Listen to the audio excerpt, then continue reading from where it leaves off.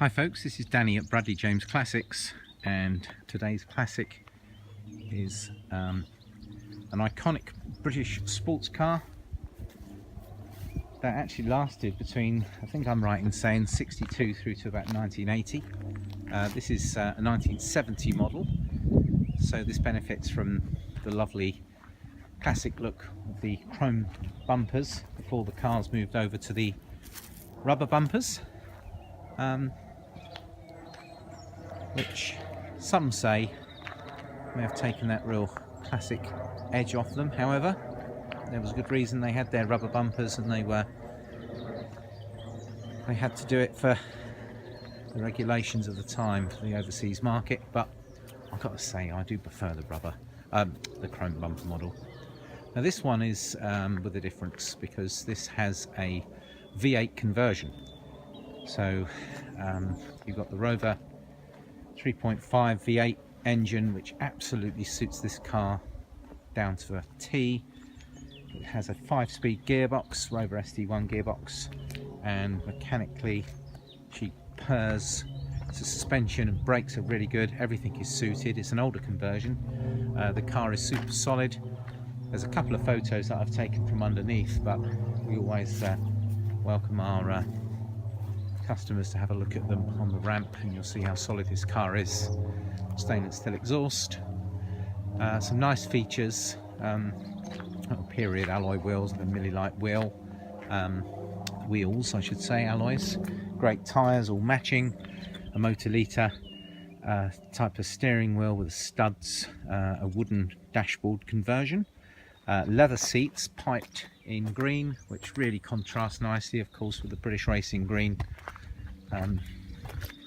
Coachwork on the car, I'm a big fan of British racing green on these cars. We've got a stereo fitted up there where there's usually ventilation grills, I think, and you can see there's a console through the bottom here, but you have got the look of the old dash. Hood's in good condition. In fact, the car drives perfectly well. I think you're fine. There were little or no advisories on the last MOT, which is always a good sign. Looking back through the MOT, it's done, I look back to 2011 and I notice it's just done a customary couple of thousand miles a year, which these cars tend to do, but you'll certainly do it with a great deal of pleasure in the V8, because they just go really well. They sound amazing, great road presence, and as I say, this particular colour with the chrome is a personal favourite, each to their own, but I think you'll be delighted with this. Now I've got to tell you, this car hasn't just been restored. This isn't a show dolly. The paint work, there's a very good paint job was done on the car, really good condition, the paint. However, there are going to be one or two areas of some age-related stuff, nothing which actually means a proper dent or a proper scratch or any visible signs of rust, which these cars were cursed by. But that looks to have been taken care of really well. The car is fully sealed underneath. The chrome is in good condition, not all pitted and phased, but I do want to make it clear that the car is priced accordingly. This isn't a concours show-winning car. It's a car that you jump in and enjoy. That's in really good condition.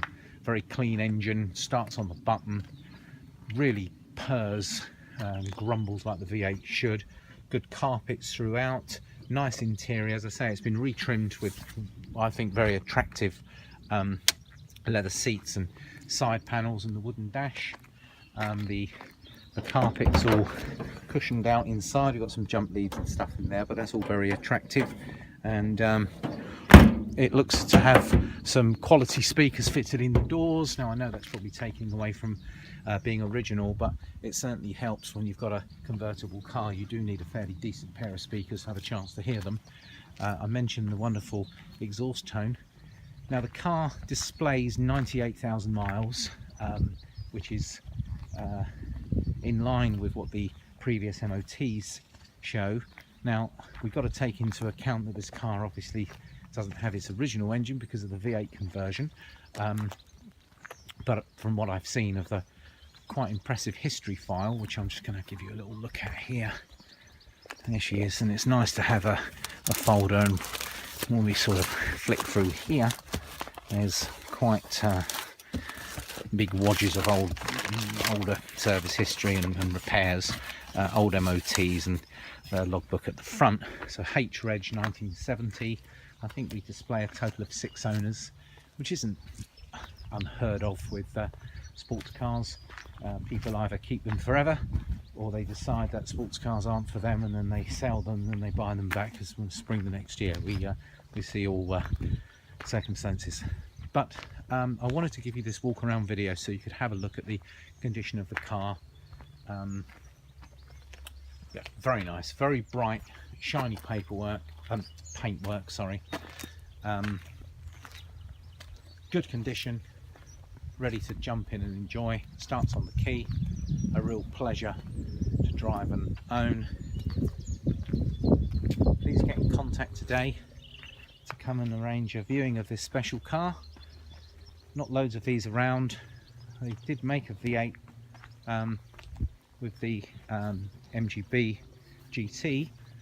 You check out the prices of some of those, frankly terrifying.